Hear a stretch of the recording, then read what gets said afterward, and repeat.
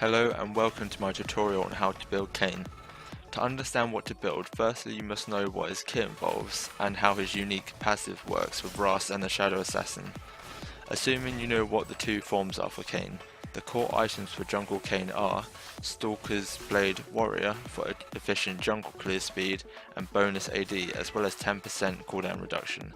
Alternatively, if you want to go for a more tanky or utility build, then I would recommend Stalker's Blade Cinderhulk, as it gives additional health of 325 with a passive that grants bonus AP damage over time when in combat with enemy champions.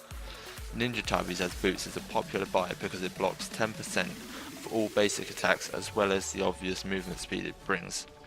When skirmishing with the ADC in teamfights, this will be extremely useful in negating their full damage.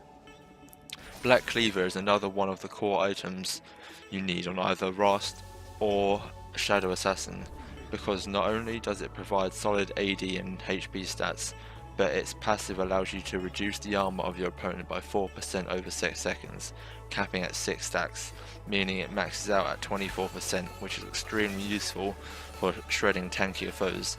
It also grants an additional 20% cooldown reduction, which is useful for spamming your abilities.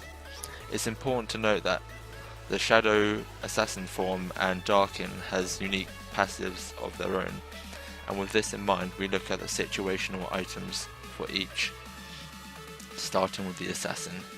To put briefly, you want to itemize attack damage mainly as you want to be able to do continuous DPS throughout a fight, so that the champion is used effectively.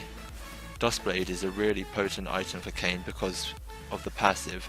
He is able to do bonus physical damage to a target if unseen for 1 second, plus 15 per level on top of the 90 base damage. It also grants 18 lethality, which is extremely useful for one-shotting ADCs or squishier targets. His other passive disables wards for 8 seconds after being spotted by one, making ganks or phase checks by the enemy so good for the assassin. If you start a snowball lead, I recommend a Titanic Hydra because of the tankier stats you get, as well as its passive, meaning that you deal 5 extra damage plus 1% of the maximum HP to your primary target, as well as 40 damage to a cone on hit effect. Lastly, I would either go for a Yomu's Ghostblade for the additional movement speed and AD bonus, or more Malmortius. If you're against more Malmortius if you are against an AP heavy comp, as the shield you get once triggered is so beneficial in team fights, as you gain 20 attack damage and 10% spell vamp and lifesteal. Other situational items could be Frozen Mallet to pair with the Titanic Hydra or Guardian's Angel if you're at risk of dying frequently.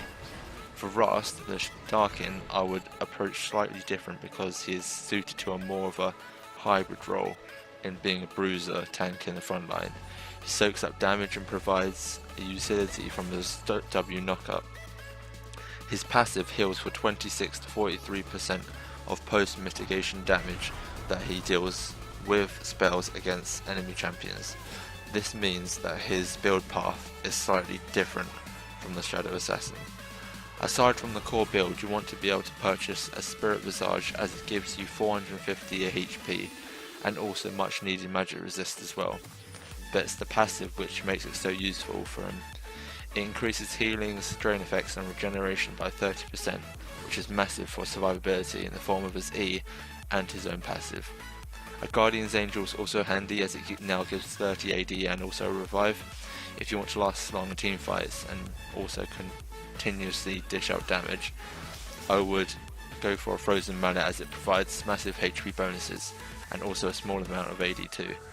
The passive makes it useful for focusing down the ADC or their carry because it slows target movement speed by 40% for 1.5 seconds, making it that much easier to kill the prime target. Alternatively, Asterix Gauge provides the stats you need to last in teamfights, with the passive meaning you gain 40% bonus base attack damage over 8 seconds once Lifeline is triggered. And that is my build guide. Of course you can experiment with your builds, but I hope this video has helped out for those wanting to know a basic understanding of what to build. and why it helps. If you like these sort of videos, then please leave a like and subscribe for more. Until next time, peace.